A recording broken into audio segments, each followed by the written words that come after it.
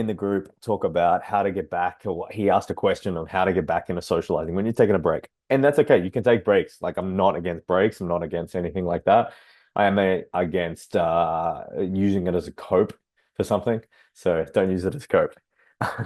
As like, oh, I'm taking a break, I'm doing this, I'm doing that, and then the break lasts like 2 years. So with him, I was talking to him and I was like, what you did last time was worked flawlessly. Do that again, which was like hosting events that were tailored to his hobbies. And when he hosted events tailored to his hobbies, he connected with a lot of people. He jumped into other people's circles. He was still building his own circle, and from that, he was able to build a lot of really good connections, meet some incredible girls, find a girlfriend for himself. And he was like, "Well, I've got the girlfriend now. What do I do?" And I was like, "Well, why don't you just still do it with the girlfriend now?"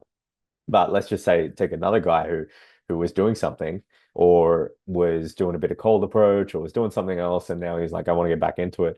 All I would say is, start with events. Events are the easiest thing because you can leverage other people's time, energy, investment, and you can just go or attend a ticket or buy a ticket. Or I know one of the guys inside the program, he's got an event on Friday, or today actually. No, sorry, today, Saturday, and it's in New York. And I told the other guys, it's like, jump in, just buy it. It's like $70.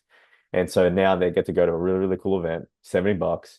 The whole night might cost them $90. And it's a great event, and you're around great people, and you're got that echelon of people are going to talk to you. So to get back into it, sometimes you just got to throw yourself in the deep end. And if you throw yourself in the deep end, a lot of the time what will happen is that it won't be as scary. It's kind of like going back and that muscle of the gym. You work, work, work, work, work.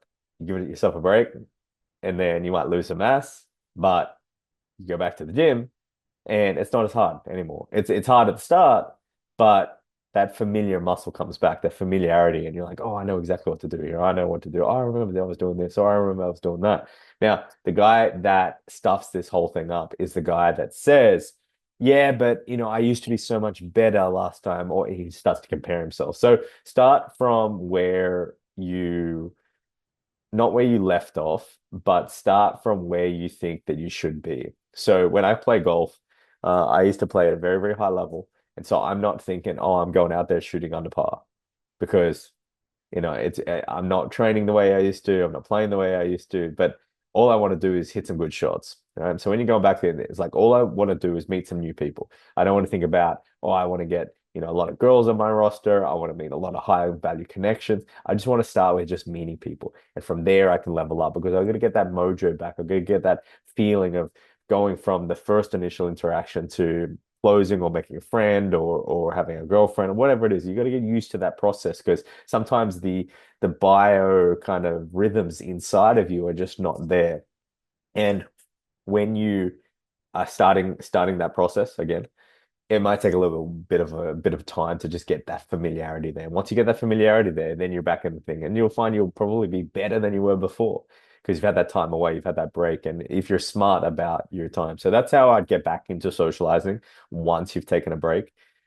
If you were to do it from the ground zero, you start saying hello to a lot of people. You start, talking to the cashier. You start building out this thing called social momentum, whereas you're just talking to people. So the barista, the coffee shop, you got the restaurant, you're just talking to people rather than not talking to people.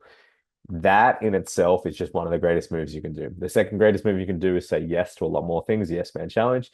And from that, then allow yourself to get back into the rhythms of, meeting someone to whatever happens at the end. And so you kind of build that flow back into you, and then it becomes second nature. And then you just are the social, charismatic guy again.